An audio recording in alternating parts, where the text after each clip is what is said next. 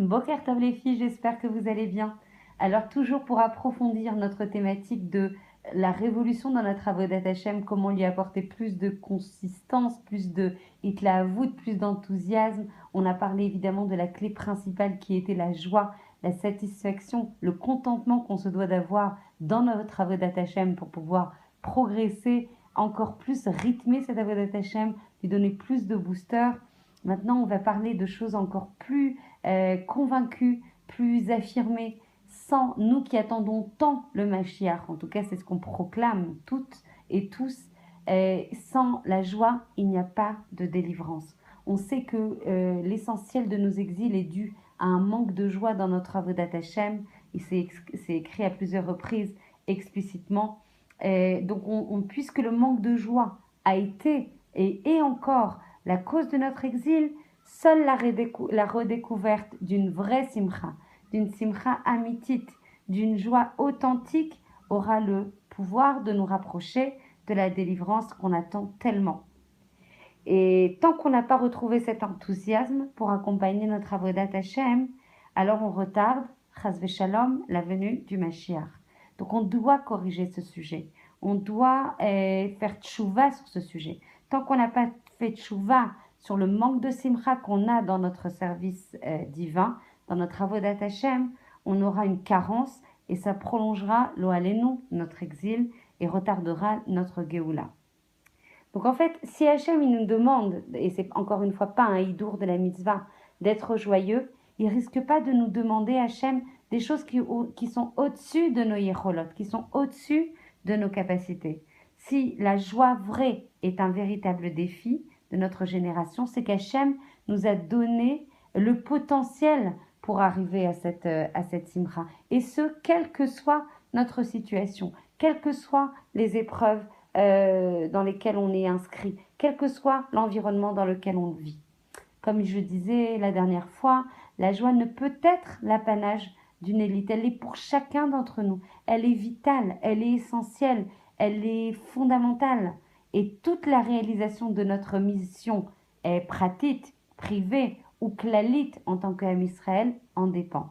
Alors comment on fait pour s'imprégner d'une joie concrète et réelle, amitique, authentique, solide, indépendante de tous les facteurs environnants, en dehors de tous les facteurs extérieurs qui vont nous entourer.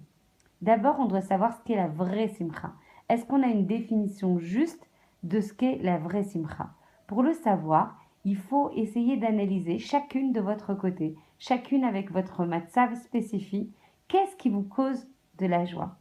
Il y en a un qui va se dire « Moi, je suis joyeux quand j'étudie plusieurs heures d'affilée. » L'autre, il va se dire « Moi, quand je découvre un approfondissement, une nouveauté dans mon étude. » Un troisième va se dire « Quand j'arrive à me concentrer et à faire une mitzvah avec plus de ferveur. » L'autre va se dire « Ben non, moi, c'est plutôt quand je fais une bonne affaire, une bonne iska ou que j'ai gagné beaucoup, beaucoup d'argent. » Donc, en fait, on se rend compte, quelle que soit la situation, que la simcha, en fait, va être le résultat d'un accomplissement, d'une réussite concrète.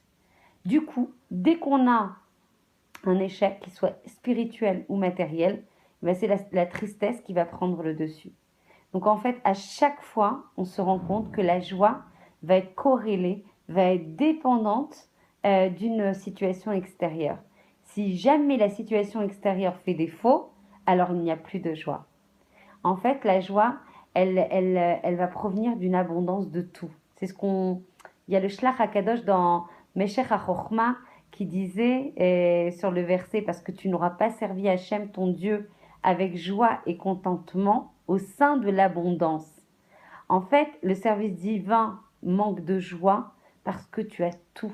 Tu es heureux de ce que tu possèdes. Tu n'es pas heureux de ce que tu es. Tu n'es pas heureux de ton existence. Tu n'es pas heureux du rôle qui t'est assigné dans le monde et que tu es en train progressivement de réaliser. Tu es heureux de ce que tu détiens, de ce que tu possèdes, de ce que tu arrives à acquérir. Donc en fait, c'est l'inverse qu'on doit rechercher. On doit contrecarrer ce mécanisme et cette logique de se dire « si je n'ai pas, je ne suis pas joyeux ». C'est pas ça qui doit définir la joie. Et c'est pour ça qu'il y a une taout au niveau de la définition de ce qu'est la joie. La joie, elle ne doit pas provenir d'une acquisition.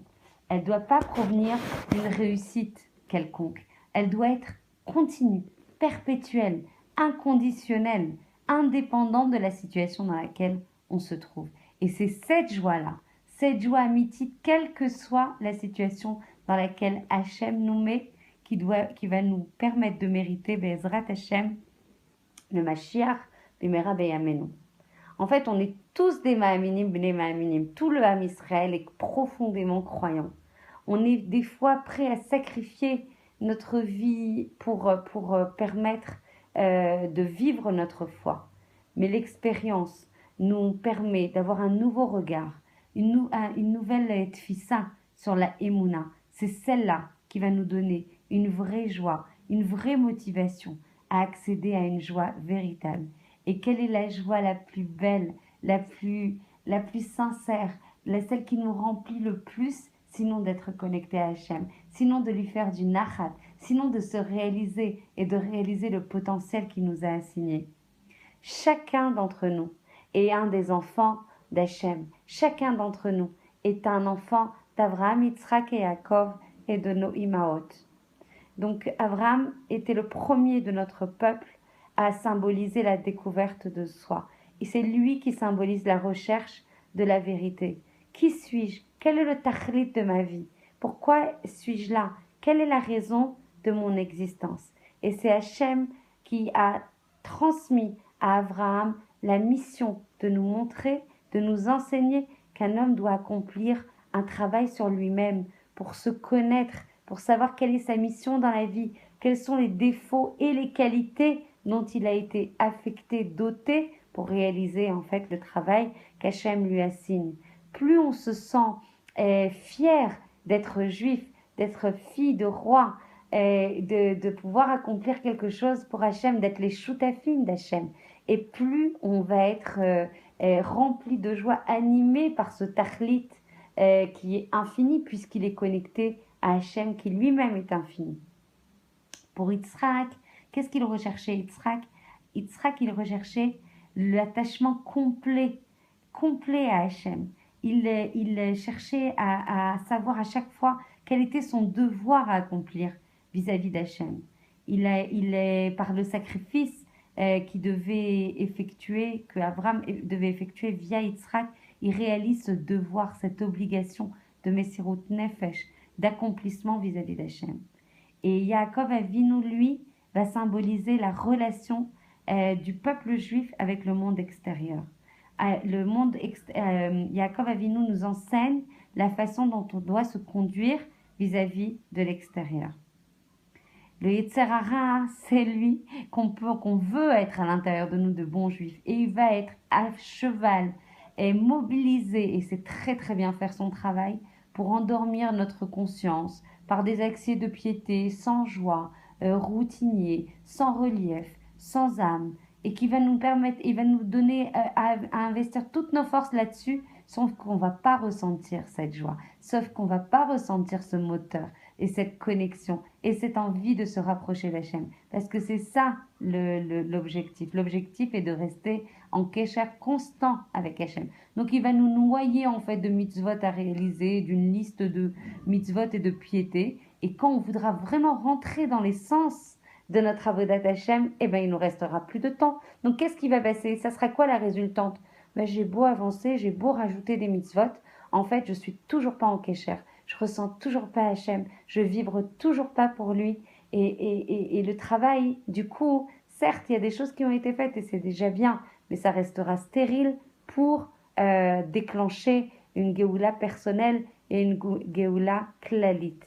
Donc, pour avancer, il faut travailler sur sa joie, trouver tous les moyens en faisant aussi de l'aïdbo des doutes pour comprendre quelle joie me procure la fierté d'être juif, quelle joie me procure le fait d'être en lien avec Hachem. De réfléchir aussi sur les fondements de la Torah pour parvenir à se construire sur les derrières de la Torah, toujours avec du cœur. Hachem veut notre cœur. Que Bezrat Hachem, l'ensemble de ces paroles puissent trouver résidence dans nos cœurs et puissent nous donner l'envie de se réveiller et d'intégrer beaucoup de simcha authentique dans notre avodat Hachem. Bezrat Hachem, je vous embrasse très fort. Je vous souhaite une très belle journée remplie de bénédictions, avec beaucoup de joie déjà de ce qu'on possède et de ce qu'on réalise pour sans cesse avancer. N'hésitez pas à demander de l'aide à Hachem. Vos prières sont délicieuses, nos prières sont délicieuses à ses oreilles. N'hésitez pas pour la plus petite chose comme pour la plus grande chose qui vous manque, et n'hésitez pas à le louer. Commencez d'abord par le louer avant de faire toute bakasha, et vous verrez, votre joie grandira au jour le jour, chaque jour un peu plus, parce que vous allez vous connecter à la source de tout, la source de joie, la source de vitalité, la source de la vérité qu'est Hachem. Toda Rabba pour votre écoute. N'hésitez pas à diffuser au plus grand nombre pour remplir de lumière chaque personne du Ham Israël, de la lumière d'Hachem. Je vous embrasse très très fort.